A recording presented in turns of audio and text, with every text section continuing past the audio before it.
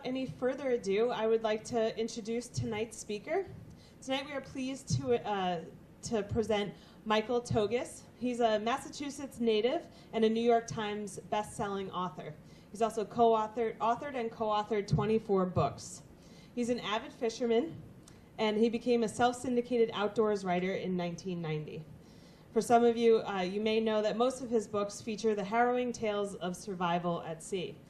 And in fact, one of his best-selling books, The Finest Hour, was released by Disney and filmed right here on the South Shore. It was also the topic of our lecture in November.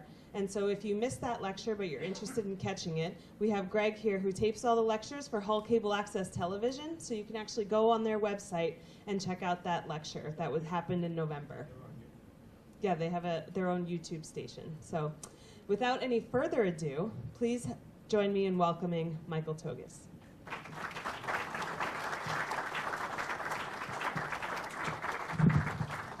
you, Jess. Hi, everyone. Thank you for coming out. Jess asked that I talk a little bit first about the filming of The Finest Hours, because everybody wants to know, was I happy with the movie? And did I have a role in the movie, and did I have a role in the screenplay? I was very happy with the movie. As you know, the real rescue story involved 2 oil tankers splitting in half on the same day off Cape Cod. But Disney could only focus on one, and I certainly agreed with that. And incredibly, the whole movie was filmed right here in Massachusetts. Most of it was in a giant warehouse at the Four River Shipyard in Quincy. And that was a surreal experience after working on this project with the co-author for so many years, to walk into the studio, if you will, and see the oil tanker, see the rescue boat in the swimming pool, and it was just wild. But as far as someone asked me just last night in a radio interview, you know, when you were on the set, could you contribute? And I said, no, I couldn't go cut. You know, I've always dreamed of doing that. We're going to shoot that over. My role was during the writing of the screenplay. The screenwriters would email or call with questions as they were putting it together. But once the screenplay was finalized, that was it. You know, they were sticking to the plan. So the movie stars Chris Pine and Casey Affleck, and they turned out to be very considerate in terms of, you know, really trying to capture the essence of the people that they played in the movie. And one big difference between the movie and reality was Bernie Weber's wife. In reality, she was at home in bed with the flu during the rescue. Now, that wouldn't have been very exciting. So they came to me and they said, well, if she was well, what might she be doing? Because she was pretty fiery and spunky. And I said, well, in a different rescue story, the loved ones who are worried about the people just lost off the coast, this is in 10 Hours Until Dawn, they drive their vehicles to a bluff overlooking the ocean, and they turn on their headlights so that the boat can find its way in. So we borrowed that from the 10 Hours story and put it into the Finest Hours. So when you see that part of the movie, you'll know where that came from. And I want to pass around, this is a sign-up sheet. I do a newsletter every 6 months. And Greg was asking me about my next project. If you're interested in the newsletter, again, I only do it every 6 months, so you won't get swamped. And you can just print your email for that half of the room. But I was explaining to Greg that the co-author of The Finest Hours and I, you all know about the Cuban Missile Crisis, but there was one part of it that few people know, that there were 2 U-2 pilots that were involved in something extraordinary. Most people think the missile crisis ended without loss of life, but one of the U-2 pilots was shot down and killed over Cuba. And the other one, believe it or not, in the same time frame, almost in the same hour, was flying missions over Alaska, collecting radioactive material to find out what the Russians were doing. And he became lost, and he flies over Siberia. So now the Russians think that we're starting World War III. And so there's been a lot of declassified information coming out of the CIA. So we're putting together those two pilots and what was happening on the same day at the same time in two very far-flung places. And then finally, I did an interview with the Boston Globe, and they called me the master of disaster. So I said, no, I don't like that nickname. I like to do fun books, so two that I've enjoyed is, one is There's a Porcupine in My Outhouse, and the subtitle is The Vermont Misadventures of a Mountain Man Wannabe. This is when I was 22 years old. I bought a cabin in northern Vermont. Still have it. No plumbing, no nothing. And but when I was 22, I tried to live up there like a mountain man and failed miserably. So it's about age 22 to 24 what I was doing. And then more recently, a book that my daughter wrote and I added a little bit is called The Cringe Chronicles: Mortifying Misadventures with My Dad. And she wrote most of the chapters, usually about vacations from hell and what it's like living with an eccentric father. And she would send them to me for, you know, my comments, and I'd say, well, wait a minute, you're blaming everything on me. Part of this was your fault, particularly the incident with the big shark off Hawaii. And she came up with the perfect solution. She said, how about at the end of each chapter, I give you 2 pages for something called a dad's view. And so there I get to rebut what she says, and you see it from a different perspective. But now, for the main event, I want to introduce a good friend and the person who was there, Ray, and his nickname is Sunny Downs. Ray, if you would come up. Ray is a survivor of this U-boat attack that we write about in So Close to Home.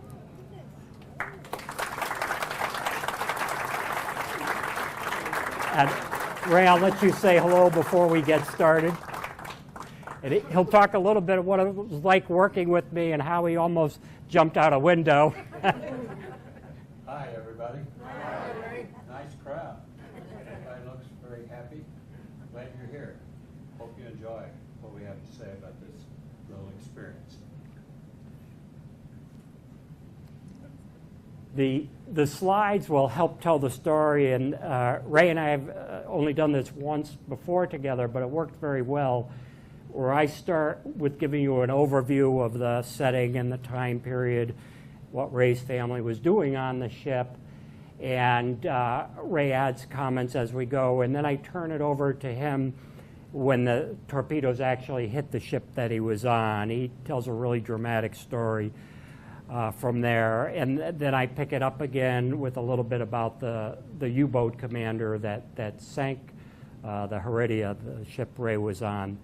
The co-author and I, Allison O'Leary, you know, we were very lucky. Not only did we have Ray and an audio tape that his mom had made talking about her experience and various newspaper reports, but at the National Archives, we found the war diary of the U-boat commander who sank Ray's ship. And all of a sudden, that opened up all these new doors, because he explains what he was doing there, what his mission was, what the hardships were like on the U-boat. Very hot in the Gulf of Mexico. Temperatures would get up to 120 degrees inside. And they'd have to stay submerged during the day, but then at night they could come up, get some fresh air, and that's how they recharged their batteries, by the way. At night they'd come up and they'd run under diesel power, and when they submerged, it'd be on the batteries. So with the slides, we walk you through the early events. And we've put it into 3 different parts. It's very similar to the flow of the book.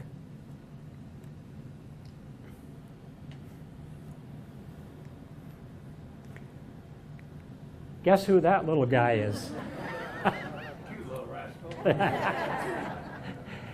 Ray was 8 years old when this event occurred, and that's his 11-year-old sister, Lucille, with him. And he and his parents and Lucille were coming back from South America, where his dad had a brief job for a period of months where they were saving some money for a down payment on a home. And when World War II broke out in December, his dad decided it would be best to get back to the United States. They were from San Antonio, Texas, and he was patriotic and wanted to join the service. But it took them a long time to get passage on a ship. And so it wasn't until May of 1942 that the family was on the Heredia. And Ray's parents, Ray Sr. and his mom, Ina, just a personal note, one of the reasons I love this story was all my other books usually involve male survivors or male rescuers that do something courageous. Well, in this case, you had Ina, this mother who did some amazing things when the torpedoes hit. This is the ship they were on. Ray, I'll let you describe the ship a little bit for the audience. Well, this was when we went. Can you hear me all right? Yeah. You need the mic? You need the mic? Yeah. When we went to South America, we went down on kind of a cruise ship that was white and beautiful and shuffleboard and all that. Coming back, this was a ship called the USS Heredia. It was one of the United Fruit Company ships. They were using to haul bananas and beans and sugar from South America back to the States. This was painted gray, very dismal looking, but I watched them load this ship with all these bananas, tons and tons and tons of bananas, all of the things we owned. We watched them load into the ship. Had a gun on the front, one on the back, 2 machine guns on the very top to the front of the smokestack. As a young boy, this was a great adventure for me because I ran all over that ship, got to meet all the sailors. They were mostly merchant marine people, some from this area, not on this ship, but merchant marine people were very prevalent manning these type of ships. There were 6 Navy people which were on the ship to man the guns if it ever came up. And we sailed from Costa Rica on the ship, supposed to go 7 days, 7 nights. We would be in New Orleans the morning of the 7th day. And so we embarked on our trip from there.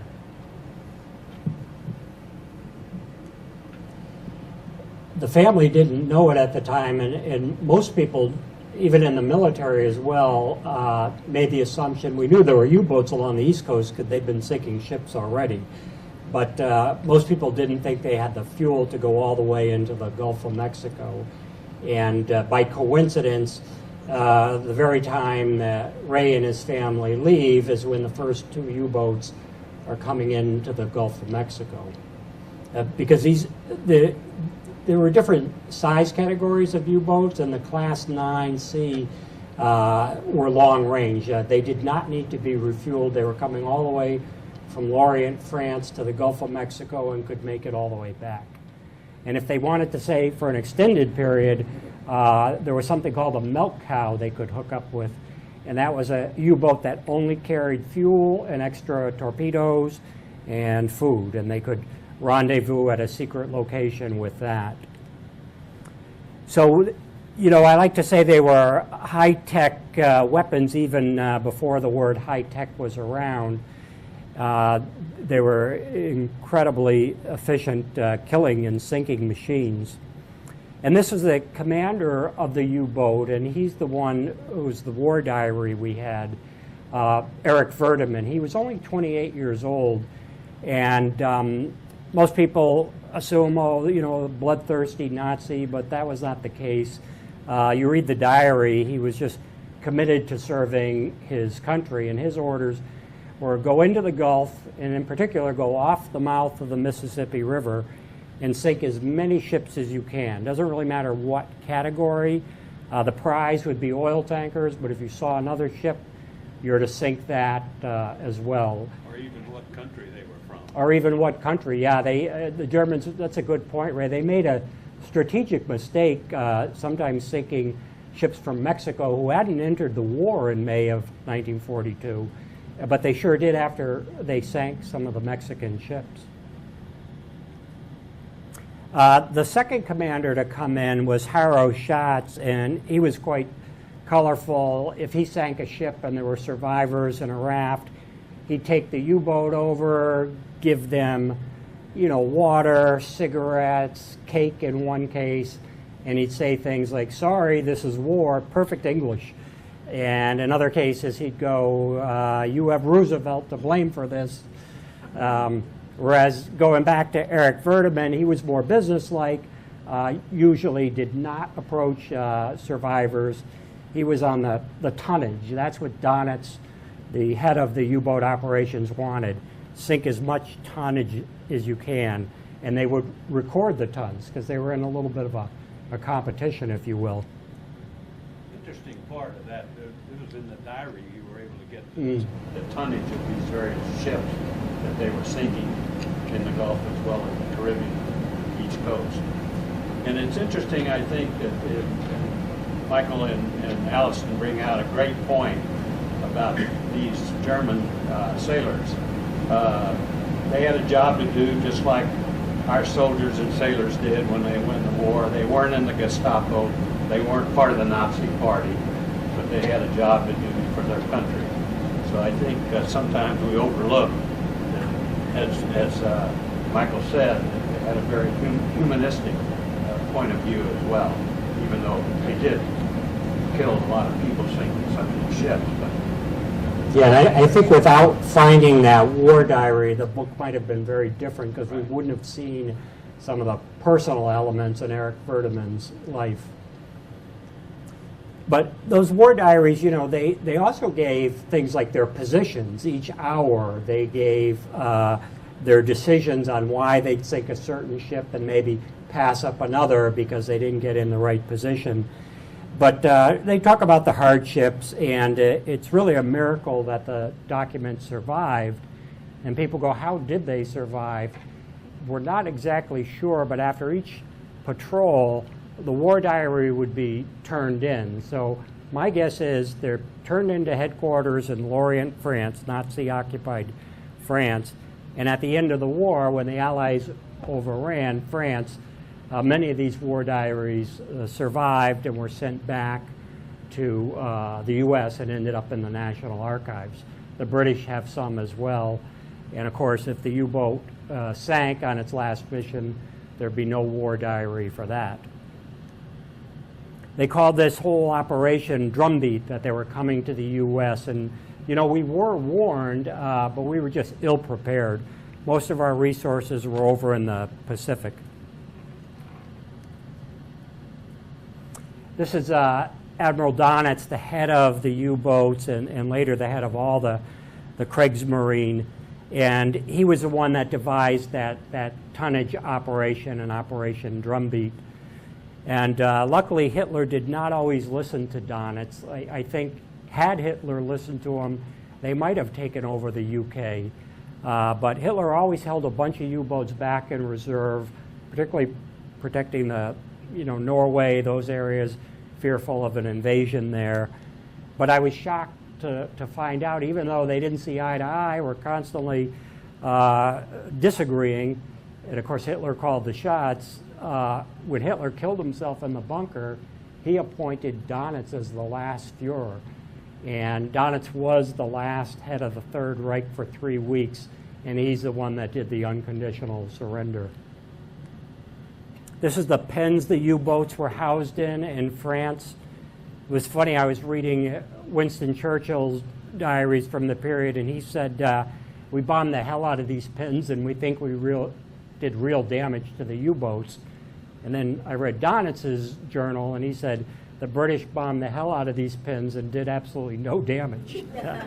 They were so thick with reinforced concrete.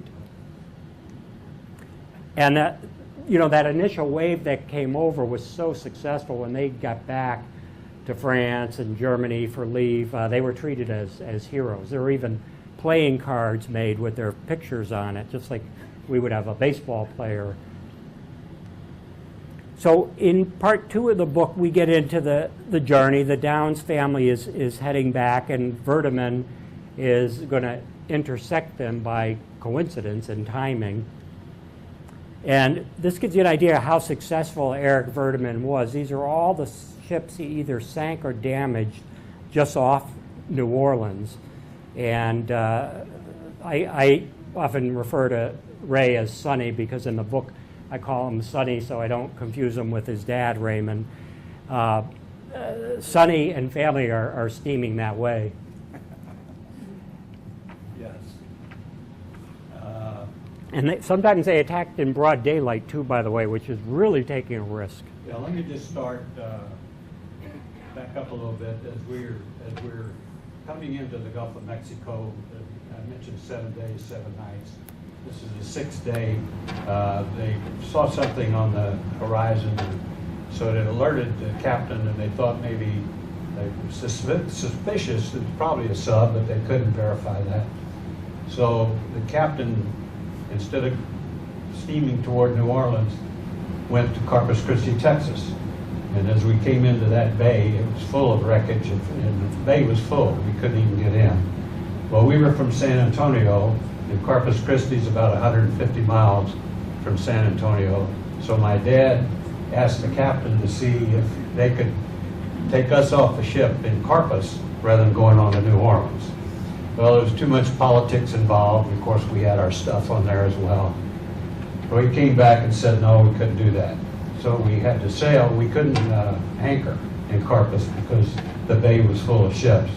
So he was ordered to proceed on to New Orleans. So as we left Corpus Christi, and through this journey, we would sleep. It was so humid and hot. There was no air conditioning and no fans in the staterooms we were in. And so many nights we'd sleep out on the deck. And they had pillows and dock, you know, it was very nice, and the wind would blow through there much better. So we had done that several times. Well, the last night before the torpedo wing, I asked my dad, can we sleep out on the deck tonight? It's the last night. Oh, before I asked him that, the captain came up and he put his hand in my hair, said, well, Sonny boy, I don't know whether he knew I was Sonny or not, but he said, well, Sonny boy, about 6 o'clock in the morning, you'll be in New Orleans. And that stuck in my head. So then I asked my dad if we could sleep out on the deck. And he said, no, that's our last night on the ship. We're going to sleep in our staterooms. So we went down our staterooms. We had 2. Each one had 2 bunks, bathroom between them, shower. And so this particular night, I said, Dad, would it be all right if you sleep over here with me tonight since it's our last night? And he said, sure, I'll be glad to do that. And my dad never slept in pajamas. I slept in pajamas. So I said, Dad, you sleep in your shorts. Can I sleep in my shorts tonight? He said, sure, you can sleep in your shorts. Now, you had drills every day where lifeboats were supposed to be, and you had to put on your life jacket. And in your bunk, there was a peg right by your bunk. And when you went to bed, you hung that life jacket from that peg. So the last thing I remember before I went to sleep was thinking we were going to be in New Orleans in the morning. So, I don't know how long I was asleep, but had a tremendous movement. Really was an explosion. And I thought as a kid, we must be bouncing up against the pier in New Orleans. That's what stuck in my head. Then the second explosion hit, which was much more graphic, and it kind of woke me up. And my dad was standing there, and he said, put on your life preserver, tie it tight, I'll come back and check it. I'm going to get your mother and your sister. And I looked down on the floor there, and he was standing in about ankle deep water already. Now this sequence happens very fast, by the way. This ship went down in, what, 8 or 9 minutes. So all this is going on really fast. You know, being from Texas, I talk a little slow. But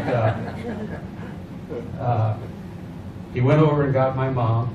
My mom was sleeping in a nightgown, and fortunately, before she put on her life preserver, she had a short, about knee-length coat, looked like a Navy pea coat.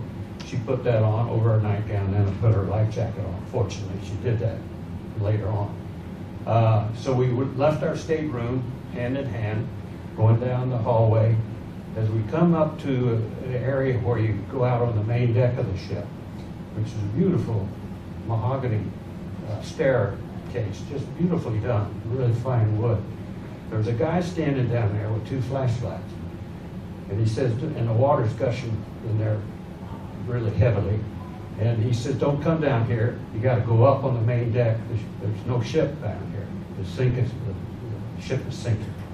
So we go up, and as we come out onto the main deck, the ship rolls, and it washes us all apart. It washed my dad back down where we came from.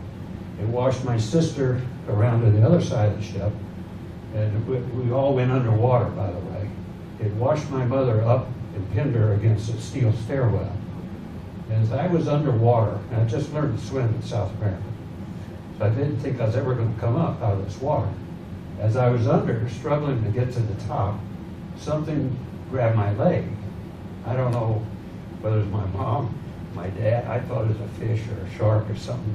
So I kicked it, and I hope it wasn't my dad. I don't think it was. I hope it wasn't my mom. So anyway, I had run all over the ship as an 8-year-old boy. I knew every crevice, every place to go, and you can imagine the imagination that runs away with you as a young boy. There was a steel step which my mom was pinned under, and the ship was at about a 40-degree angle. And this steel step is very steep. I was a skinny little kid, as you can tell by the picture you saw. And I couldn't get up there, I kept sliding back down. Unbeknownst to me, the other side of this, the water gushing through there.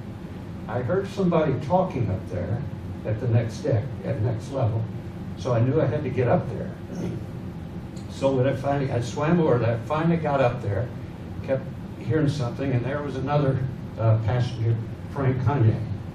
And he was a tall, kind of gangly guy, nice fellow. He was one of the few passengers along with us. So we kept hearing something above, so we knew we had to get up. Remember I showed where those machine guns were in front of the smokestack of the ship? That's where we were at the angle. So they had me stand there. And by the way, standing there was the captain of the ship. And interesting, the first mate, the captain, first mate, second mate of this ship were all from Massachusetts. Really ironic. The captain was there fully clothed in whites with binoculars.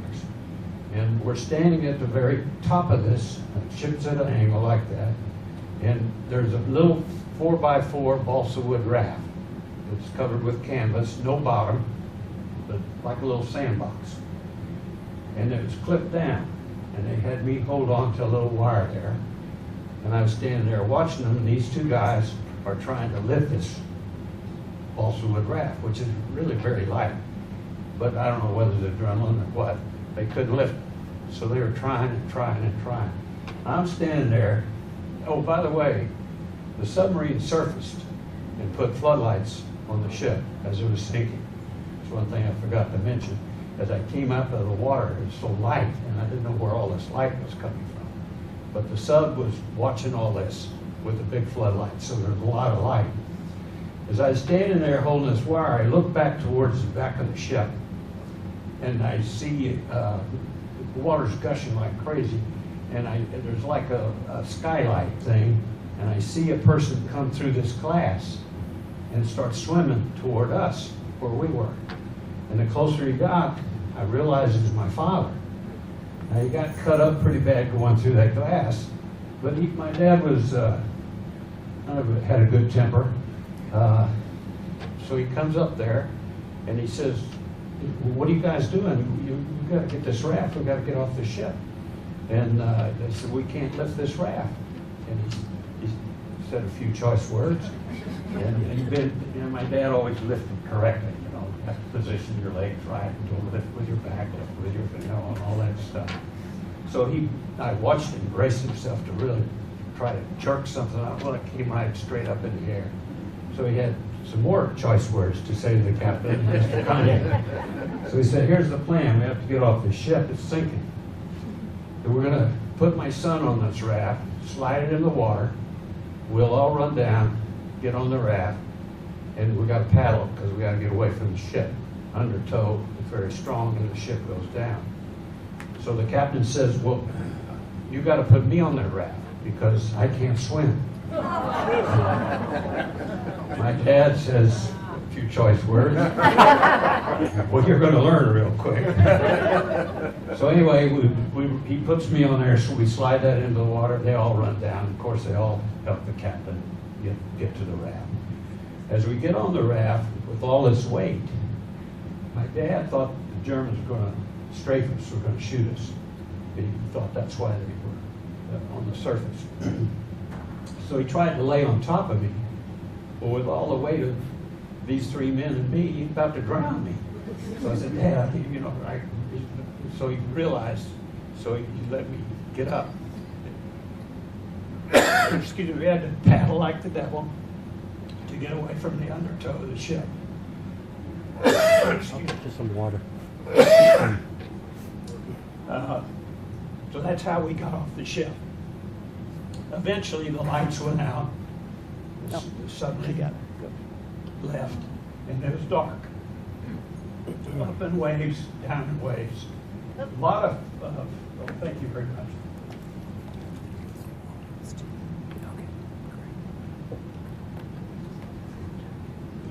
Is it, how much do we? They got honey in them? Yeah, take it. 50,000. They got what? Euro. I don't know about euro. Thank you very much. Where was I?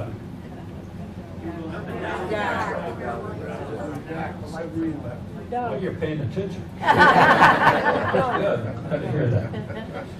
Somebody left, the water was just beautiful. Had all kinds of phosphoric stuff floating around in it. And it just was really quite an experience for me.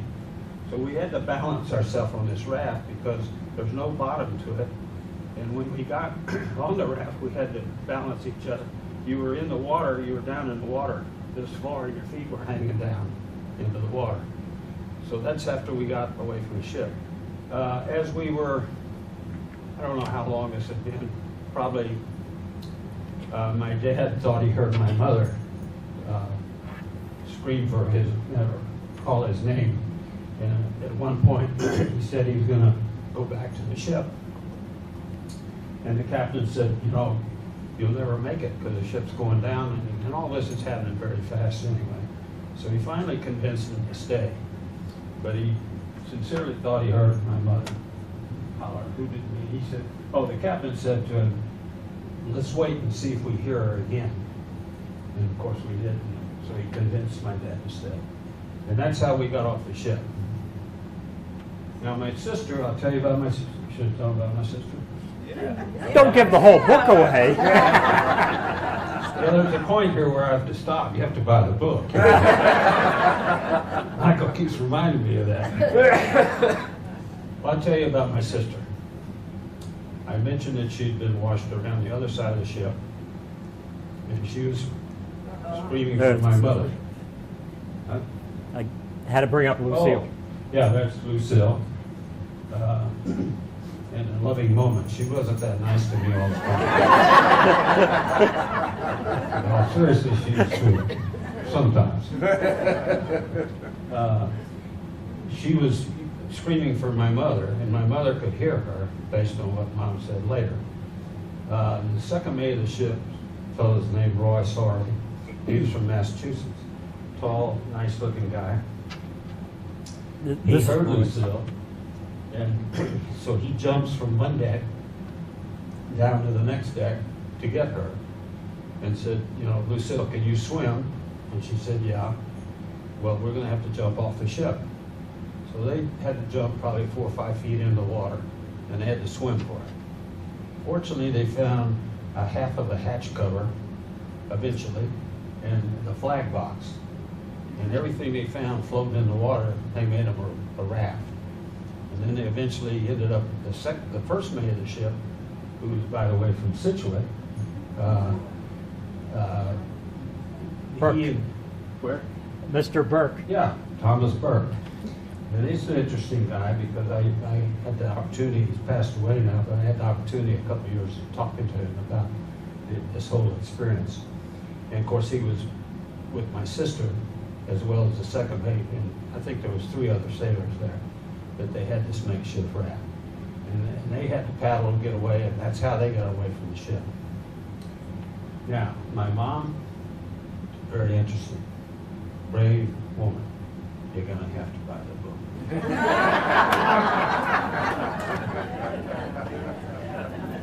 We could tell a little bit about the mom. Let me bring her picture back up. Ah, there's my sweet mom.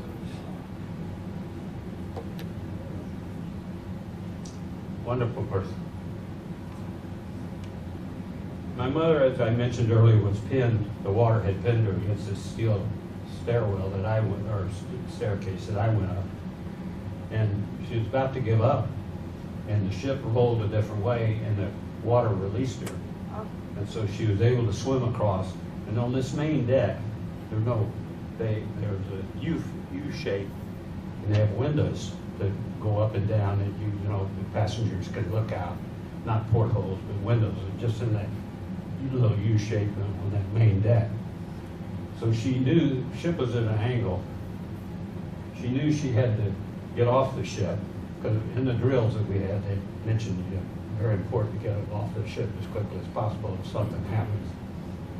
She tried to get up in this window, and every time she'd throw her leg up there, she'd slide down because the water was gushing all around.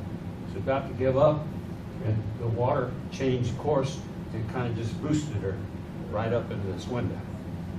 Now, the tough part of Mom was she looked down, and she was about 20, 30 feet off the water, and so she had to jump off the ship by herself. Came up in hot oil, wasn't burning, fortunately, but it burned her eyes real bad, and she had trouble seeing, but she just started paddling and paddling and paddling to get away from the ship. Heard people yelling and screaming and stuff like that. Said she got so tired that she got to the point where she just ready to, and she had her life jacket on, she could float a little bit. But she's about ready to give up, and a little plank, about 2 feet wide, about 3 feet long, kind of washed up under her. So she laid on that and paddled on that, and that's how she got off the ship. Now, great woman, all by herself. At least I had my dad, you know, and my sister had all those sailors. I'll just tell one little story about Ina that will show what kind of woman she was.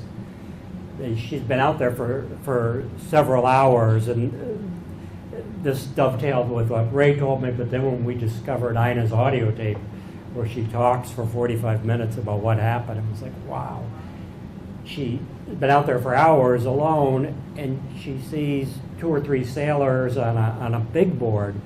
So now, finally, somebody else out there, and she swims over, and one of the sailors slides off. Well, he was nude. He was on watch, was in a shower when the ship was torpedoed. It blew him out into the water. So he's got no clothes on. Go ahead. That's why he slides off, and she goes, "This is no time for modesty, get back up here." And he goes, "No, ma'am." Well, she indicated that he slid off in the water and he was holding on this plank. Right. And she indicated that she noticed his hands were starting to get white. And she said, get back up on that board, you know, sailor, this is no time, as Michael said, for modesty. Well, he wouldn't do it. So she felt obligated to let herself float away from those people. And usually you're much safer with more people than less people. But she floated away from them and didn't see them for a long time. Some of them didn't make it. But anyway, yeah, she was quite a gal. Yeah. What else? One of the nice things also is Roy Sorley, who saved the life of Lucille. He was from Massachusetts, and recently we had his son and Ray at the same event, and they got to meet. So there's all these connections, and there's a woman in the room today who took care of Thomas Burke for many years in his later years, so I'll introduce you later, Ray. So new information keeps coming up, and then just one bit of brand new information that Ray doesn't even know about. And it's so funny, you said the captain tussled my hair the night before and said, well, Sonny boy, we'll be in New Orleans. I get an email from the captain's grandson or great-grandson just yesterday, and in it he says, I haven't read the book yet, but I'm here, and you know, that's my Captain Colburn, that's my great-grandfather, and it's a long email, but somewhere in there he goes, yeah, he was a very short man, and he called everybody Sonny Boy. So now you finally know. But I'll move quickly through the slides so that we can also have time for 2 or 3 questions at the end. They were all plagued by sharks, and again, I won't give everything away, but one thing that really helped Ina was that big coat, because she was able to pull her feet up and kind of inside it, so that they weren't, you know, taking a bite out of her foot. You know, sharks, there's pilot fish that are around sharks that they get all the tidbits that the shark doesn't eat or whatever, as I understand it anyway. She happened to look under this board, and these pilot fish were hooked under the board, which scared the devil out of her. But there were sharks, and she thrashed her feet, but yeah, she was able to pull her legs up on this small level, and kind of gave her protection as well, and probably helped her not be burned real bad by that hot oil. So it did burn her eyes real bad.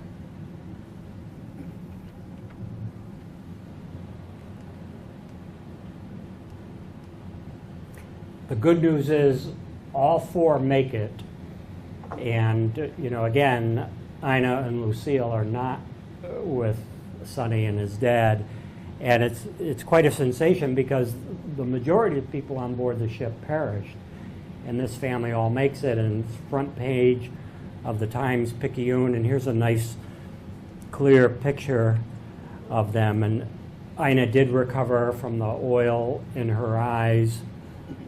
And Ray and I just completed an interview with the Times-Picayune. You could see it online. It's the most extensive interview yet. Really good. Yeah, really, really good. And it'll be in their print edition maybe on Sunday. So we were really, really happy with the thorough job that they did. This reporter is from New Orleans, lived there all his life. I think he's 45 or 46, right, something like that. And he didn't know that this was going on in the Gulf of Mexico. So it was kind of quite revealing to him as well. I didn't know, for that matter, and I considered myself a history buff. They never taught us this. But there's a part 3 of the book that carries on, and it follows Ray's family, and at the end, if you're interested, he can explain what they do next, because his dad wanted to get some revenge, and he ends up joining the Coast Guard on anti-submarine patrol. Tried to get in the Marines, but they said he was too old. He was only 36, right? That's right. And but Verderman was interesting too. His story doesn't quite end. He leaves the sinking of the Heredia, and he's heading out of the Gulf. And even though he has no more torpedoes, he manages to sink more ships just with his deck guns. So you know, that's how dedicated this guy is, and he gets back to France. And he's involved in one of the strangest incidents that I've ever come across in World War II. The Laconia is a British ship, and Commander Hartenstein on a U-boat sinks the ship thinking it's all British. Well, when the people are in the water, he hears people speaking Italian, and he realizes, oh my God, there's Italian POWs on this British ship. They're our allies. He radios headquarters, says, I want to rescue the Italians. Headquarters says, there's no time, just get everybody. You can't sort them out. So Hartenstein radios back, there's well over 1,000 people. I can't get them all. And who comes to his aid but Eric Verdeman and Harrow Schatz, which kind of blew me away. Of all the U-boats out there, these two happened to get involved in the Laconia incident. So now, instead of sinking people, they're rescuing people. And here you see on Hartenstein's sub, they're lifting the entire boat of survivors up into it. And the British women and children, Verdeman said, we brought them below, we gave them blankets and tea, and then he said our entire crew became extremely homesick because they reminded him of their families. And he said it was just an odd experience to be on the U-boat and see this change come over the men. And then you read in the book how, because of some snafu, mix-up, whatever, a U.S. liberator comes and bombs the sub with all these people on it. And the U-boats have to dive, the people are back in the water, but after the plane leaves, the U-boats come back up and get them all again. And they're crammed on there like sardines. And they're eventually brought to a neutral ship, a Spanish ship, and those that they got were saved. On Verdeman's fourth patrol, you could see our technology is catching up. Our radar can pierce the cloud cover. So when those U-boats would come up at night to recharge their batteries, now they're sitting ducks. And he only sank 2 ships after 143 days at sea. Imagine being in that U-boat. By the way, there were 2 heads on the U-boat, but one, these people were so dedicated, they used it for extra fuel, so they only had 1 head for 55 people. So conditions would have been awful. No showers, no bathing, no nothing. And we were using blimps, we were using convoys now. We were so much more sophisticated in protecting our ships than we were in May, because we're now up towards the end of 1942. And our liberators were becoming really effective. And on his last patrol, now we don't have the war diary for this because it's his last patrol and it doesn't end well. 6 days out, a liberator spots him on the surface in the daytime, and we actually found the photo of Verdeman being bombed. And they made a direct hit. And it was an American pilot that did this and took this shot. And the reason we know all this is some of the men were up on the deck and were washed overboard. They're in that oil slick, the little dark patches. And Verdeman was one of them. He happened to be either in the conning, off the top of my head, I think he was in the conning tower, which is right below the deck where the guns are, managed to get out. 2 of his men, he's injured, are holding him up. And after a while, because the waves are making it a struggle for all of them, he says, let me go, and they let him go and he disappears. And the only reason we know that is those 2 or 3 men who were rescued by the British were interrogated, and at the National Archives in the UK were the interrogation reports, and they explain what it was like to serve under Verdeman, what his final minutes were like, and it was just extraordinary because usually the U-boat goes to the bottom of the ocean. Nobody really knows what the final moments on it were like, but in this case, we know because 5 made it out. And in the epilogue, we go on and we talk about the Nuremberg trials, how Donitz was not executed because he never wanted his men to strafe people in the water, whereas the Japanese did that all the time. And there's a surprise about little 8-year-old Sonny. He goes on to become the, let's see if I get this right, the all-time season-leading scoring average record holder for the University of Texas in Austin, and is quite an accomplished basketball player, even got drafted into the NBA. Thank you very much.